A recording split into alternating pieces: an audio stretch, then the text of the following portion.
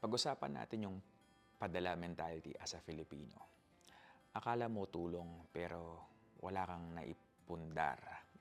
Proverbs 13:11 says, "He who gathers money little by little makes it grow." OFW tayo, buwan-buwan ang padala natin pero taon-taon wala pa ring naipupundar. Ito yung trap ng padala mentality na very prone tayo. Akala mo, basta tuloy-tuloy ang sustento, okay na. Pero habang nagpapadala ka, wala kang ownership, walang investment, walang fallback.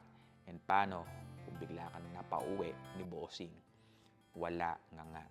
God didn't call you to just give. He called you to build. Hindi ka ATM habang buhay. You're a steward.